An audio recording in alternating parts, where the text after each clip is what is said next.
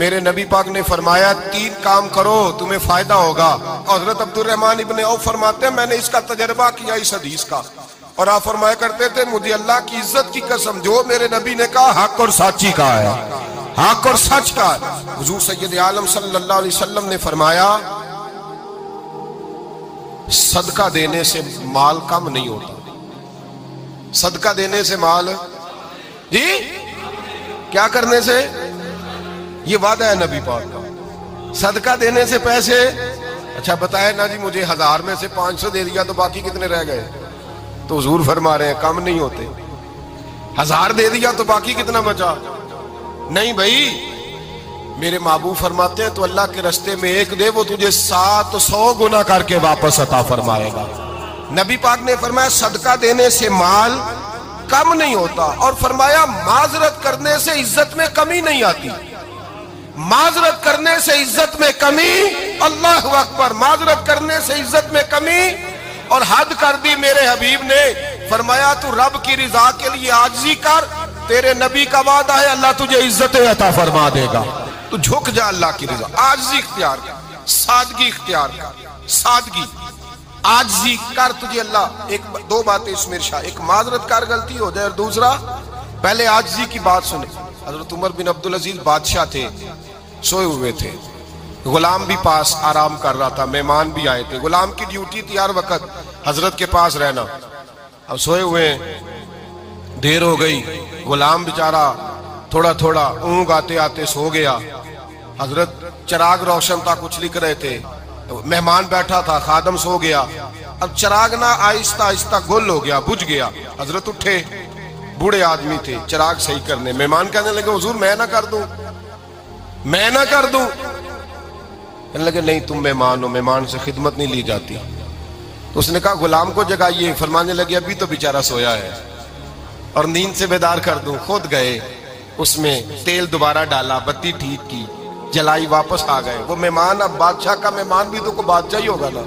کہنے لگا حضور آپ اپنے کام خود کرتے ہیں، کیا لفظ ہے، کیا حسن ہے، اور 2 جملوں میں کیا تاثیر ہے، آپ فرمانے لگے ہاں میں اپنے کام خود کرتا ہوں، جب میں گیا تھا تب بھی عمر بن عبدالعزیز ہی تھا،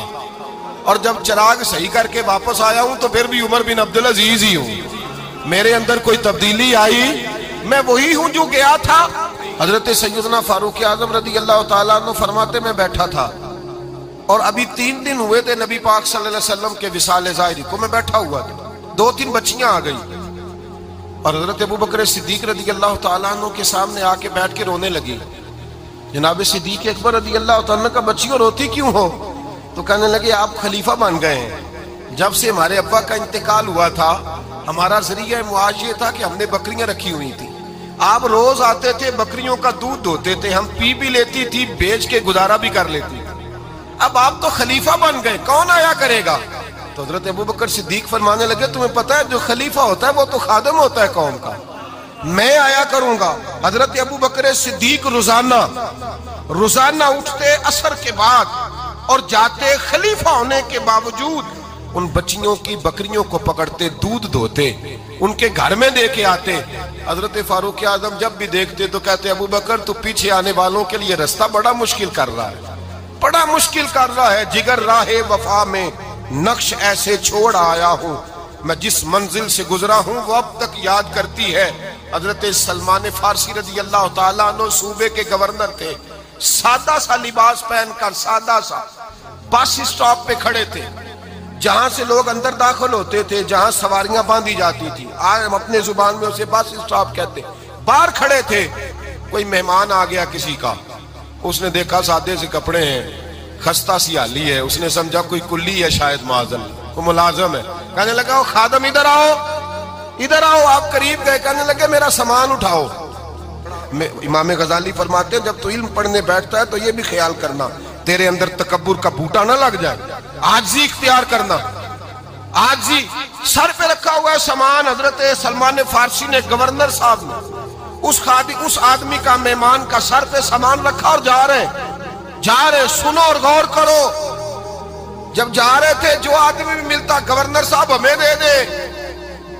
مہمان پریشان ہو گئے، کہنے لگے حضور آپ گورنر ہیں، فرمانے لگے نہیں، یہ تو میرا دنیا داری کا نام ہے جو ان لوگوں نے رکھا ہوا ہے، اصل میرا نام وہی ہے جو تو نے لے کے پکارا ہے، اصل نام وہی ہے۔ تو نے کہا غلام ادھر آ، آپ فرمانے لگے پہلے میں ایک یہودی کا غلام تھا،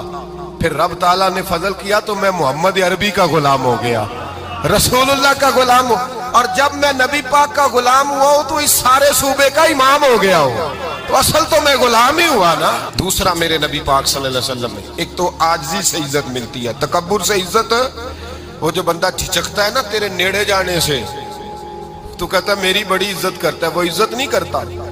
شیر کی عزت ہوتی ہے کہ خوف ہوتا ہے؟ بولے نا تو نہیں نہ ڈر لگتا ہو دیکھو، شیر کا کیا ہوتا ہے؟ خوف، اس کی عزت نہیں ہوتی۔ تو درندہ ہے، درندوں کی بھی کبھی عزت ہوتی ہے؟